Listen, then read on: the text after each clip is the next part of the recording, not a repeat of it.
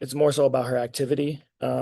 Sometimes she's off the ball, sometimes she's on the ball. We put her in different spots just based upon the matchup. But um, defense has kind of been part of her identity since she's gotten into the W. And she can be, she can be active and disruptive at different points. And so we put a lot on her. It's a lot of pressure that she has night to night, just from an offensive and a defensive standpoint. But I think for the most part this season, she's been able to really hold her own. How have you seen Camilla's confidence grow from the start of the season to now? She said that she built up a lot of confidence playing in China, and we kind of started the season, and then there was, I think, just an adjustment period with getting to your system. But now that it feels like everybody's kind of adjusted and taken on your system, what confidence and growth have you seen out of Camilla in the last 8 to 10-ish games that she's playing? Yeah, I think it's been the understanding of how, important of a piece that she is into our offense, and then developing the trust and chemistry with her teammates. I think also the space that we've provided for has opened up more opportunities around the rim and less of a crowd. And so, I think that sometimes she's almost anticipating more of a crowd than she has at times, and when she really got time to kind of settle in and get to her finishing. But she's been great for us this year. She's been aggressive more and more as the season has gone along. Just again, I think that comes with just understanding how much we need her and how important she is, and how much trust that we have in her. And so, and then I think to go along with that, she's having fun. Like she's having fun playing. She's having fun coming to practice and working out. And so it's um it's been great to see. And when she plays with that kind of passion and joy and energy, we all feed off of it. One thing that we've heard from everybody is that even if she's getting the elbow to the side, or she makes the basket, she's always smiling. Like, Yeah. what does that energy and that joy do in regards to having that radiate throughout the rest of the team? It's great. I think it's contagious around. I think that being able to take on that type of contact night in and night out, and embrace it, and not shy away from it. I think the rest of our team feeds off of that as well. And we want that to be part of our identity too, of how physical, not just us initiating physicality, but being able to absorb it as well and play through it on our own end. And so, yeah, I can't speak highly enough about what Camilla has brought in during the season. And we've talked from day one of how I plan to try to implement her here, and how important of a piece I wanted her to be from a defensive standpoint, from a scorer, and again as a facilitator. And so she's been open up to that challenge. Game on Saturday, you talked a lot about pace being different for each team and what the needs are. Stress the importance of that pace and the spacing in the half court. What did you like about what you were able to establish in the half court game against Minnesota that you want to carry over into today? Yeah, I thought it was less stagnant possessions against Minnesota at the last game. I think that the kind of the foundation of our offense is a little bit of like structured freedom, is how I kind of put it. And so we look at our worst when we're stagnant and when we're not spaced. And so, and then we can get to kind of the options that we want to flow out of our initial actions when we do have that space, and when we are playing with that kind of pace, and the paces within our cutting, within our ball movement, and things of that nature. And so we just don't want teams to be able to get up into us and pressure us in a way that takes us out of what we want to do. And so in order to combat that, we got to have great movement and great spacing. And so yeah, it's a huge part of offense. You say that space is a function of pace. I think it's kind of the other way around. I think that you have to have the spacing first. We can't just be running at a fast pace all on top of each other. So we want to generate that space first. So now that we have the vision on where to move to and who to get the ball to, and that's kind of how we describe it. Coach, they say in baseball, don't bother checking the standings until the 4th of July. In this league, I think it's similar. Maybe don't bother checking until the All-Star break. As we near the All-Star break, is your playoff push, trying to get back in the playoff picture, part of the message you're sending out in the locker room, or is it still one game at a time for you guys? Yeah, it's interesting to use that analogy. I'm a Atlanta Braves fan, and yeah, I got a lot more faith in our sky than the Braves right now.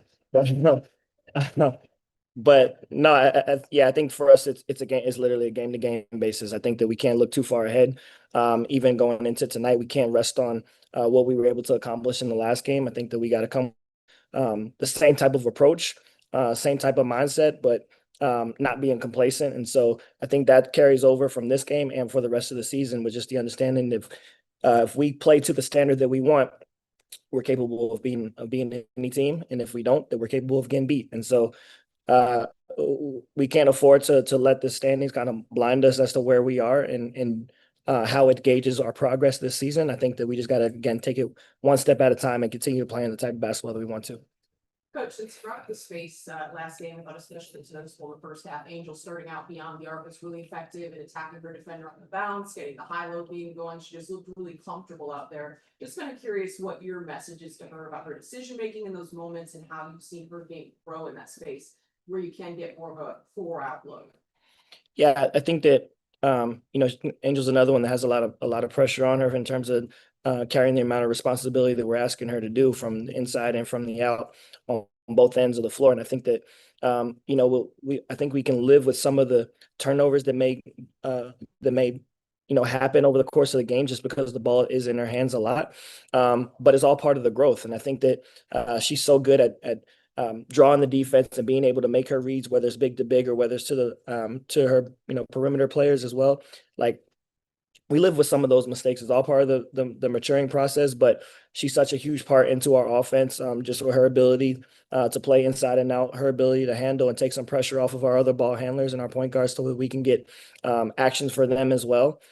She's a great passer. And she can just be really effective in a number of ways. And so I love the aggression. I love when she just makes up in her mind that she's going to be decisive with the ball, and whether that's going into a second side and next action or getting downhill and getting to the rim, or even the last few games of taking those mid-range shots when she has the pace or the space to. And so it's all about continuing to build that confidence in her and continue to build that trust within her and for our teammates. He's been consistently in the lineup for a couple of games now. I think she took that Courtney Williams to talk about and talked about she's off the glass. So just a little bit about what she brings to your team. Yeah, I think first and foremost, and Angel mentioned a couple of days ago, like she's the ultimate teammate. Her minutes have been up, her minutes have been down this year. She still approaches every day with the same type of the same willingness to compete, the same she's just a great locker room piece to have.